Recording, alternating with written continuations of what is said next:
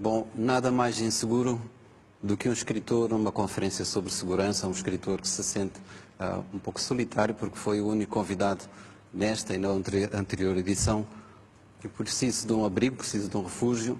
É um texto que eu vou ler. O Presidente tinha dito que eu deveria falar espontaneamente, não sou capaz em 7 minutos. Eu escrevi este texto que vou ler, chama-se Morar o Medo.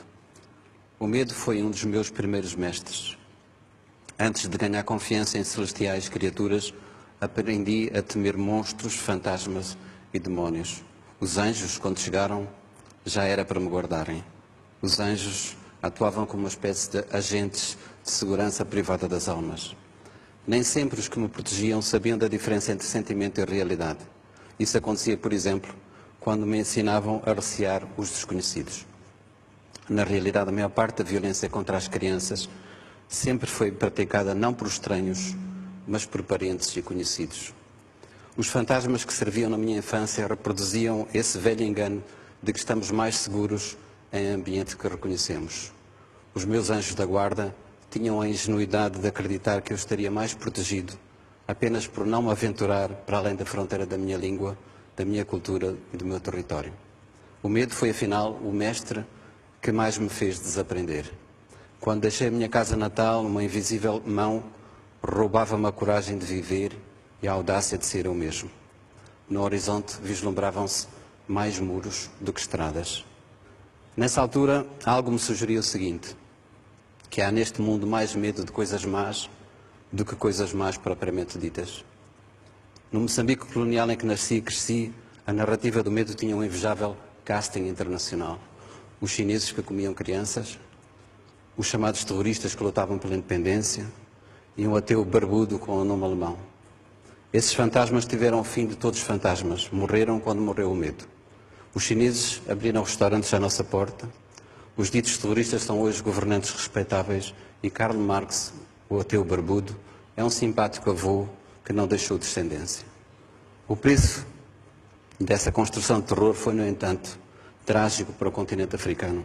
Em nome da luta contra o comunismo cometeram-se as mais indizíveis barbaridades. Em nome da segurança mundial foram colocados e conservados no poder alguns dos ditadores mais sanguinários de toda a história. A mais grave desta longa herança de intervenção externa é a facilidade com que as elites africanas continuam a culpar os outros pelos seus próprios fracassos. A Guerra Fria esfriou, mas o manicaísmo que a sustinha não desarmou, inventando rapidamente outras geografias do medo ao Oriente e ao Ocidente. E porque se trata de entidades demoníacas, não bastam os seculares meios de governação. Precisamos de intervenção com legitimidade divina. O que era ideologia passou a ser crença, o que era política tornou-se religião, o que era religião passou a ser estratégia de poder.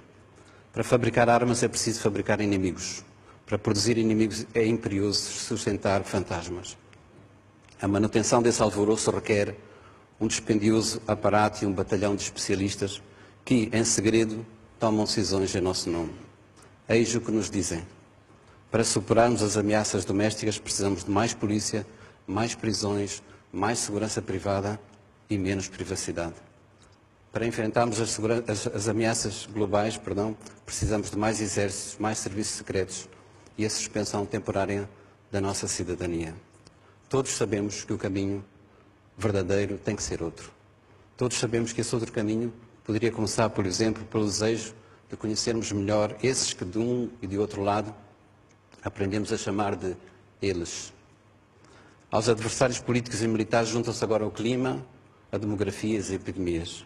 O sentimento que se criou é o seguinte: a realidade é perigosa, a natureza é traiçoeira e a humanidade é imprevisível. Vivemos como cidadãos e como espécie,